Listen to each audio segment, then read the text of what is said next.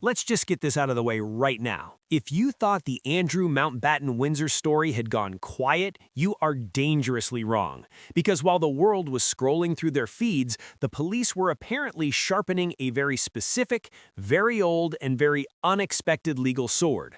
We are talking about a corruption law so archaic that dusting it off for a royal is basically the legal equivalent of pulling a medieval weapon out of a museum to settle a modern-day dispute. And according to reports that are coming in right now, this is no longer just a rumor floating around the tabloids. This is a full-blown, high-stakes police operation that is quietly expanding, and it involves not just one investigation, but potentially a parallel probe that could change the legal landscape for the former Duke of York entirely. So what exactly is happening behind the closed doors of Scotland Yard, and why are American prosecutors suddenly being pressured to hand over the original copy of evidence that they've been holding on to? Stick around because the next few minutes are going to unpack a royal legal saga that just took a turn nobody saw coming. Now, let's rewind to the timeline because the clock is actually very important here. According to sources close to the investigation, the former prince was arrested last month, and get this, it happened on his birthday. You can't make this up. Imagine blowing out your candles and spending the next 11 hours under investigation. It was on suspicion of misconduct in public office, stemming from his time as the UK's trade envoy. But here's the first major curiosity gap that makes this story irresistible. He was released, yes, but he was released under investigation. That means the police aren't done with him. They didn't close the book, they just put a bookmark in it, and now it looks like they're adding new chapters. According to the Metropolitan Police Commissioner, Sir Mark Rowley, they are currently reviewing a whole range of suggested allegations to see if any merit a criminal investigation. But wait, there's a massive twist. To get to the bottom of those allegations, they need something that the American authorities currently have locked away. This is where the narrative gets a dopamine hit of satisfaction followed by an even bigger hook. The satisfaction comes from knowing exactly what the police want. They want the unredacted files. The files released by the U.S. Department of Justice, those 3 million documents we all heard about, they were heavily redacted. It's like giving someone a puzzle box with all the corner pieces missing. Sir Mark Rowley was very specific, telling reporters that UK police need the unredacted evidence and, get this, the original copy.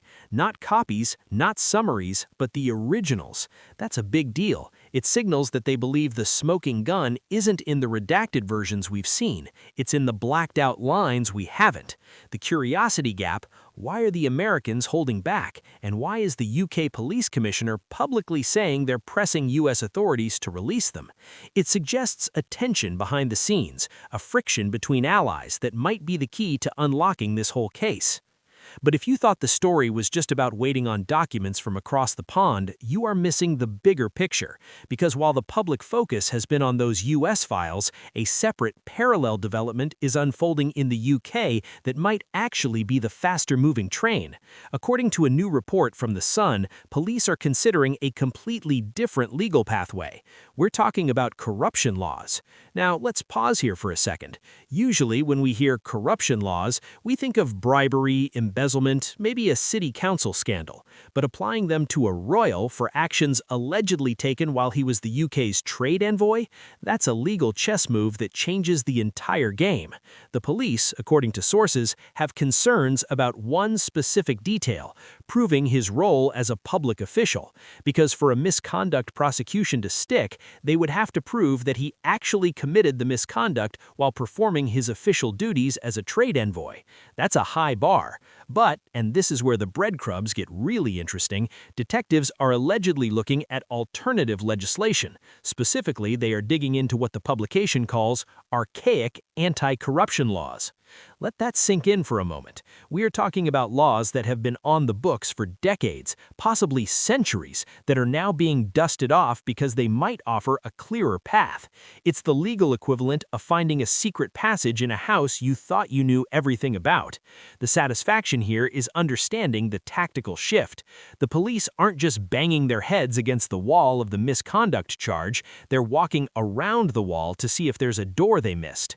The curiosity gap: what are are these archaic laws, and if they are so old, have they ever been used against someone of this stature before?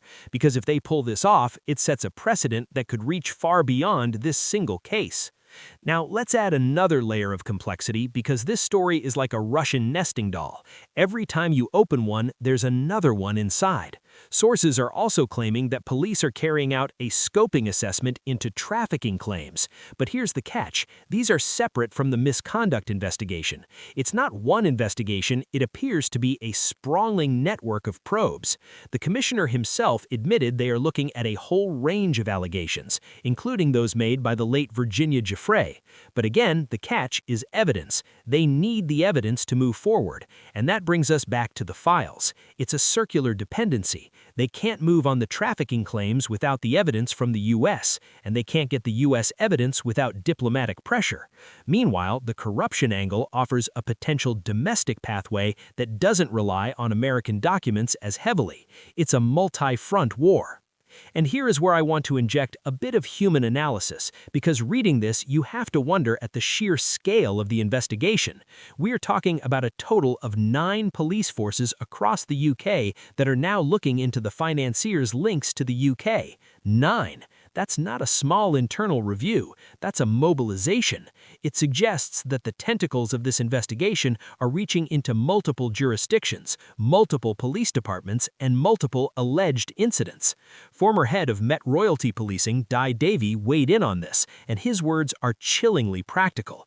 He said, and I'm paraphrasing, that police need to consider every law at their disposal, but he added a crucial point. It is not just Andrew they should be looking at, but those who may have assisted or benefited from his alleged actions.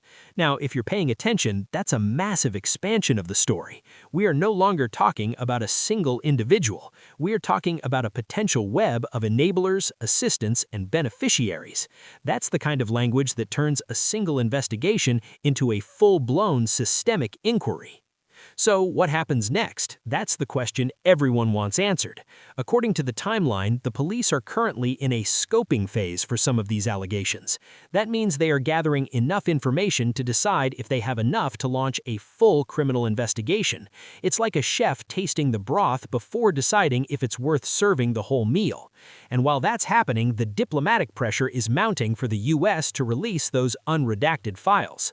But here's a little bit of political sarcasm for you. The irony here is almost poetic. The UK is asking the US for help investigating a figure who was once the UK's trade envoy, a role meant to strengthen ties between the two nations.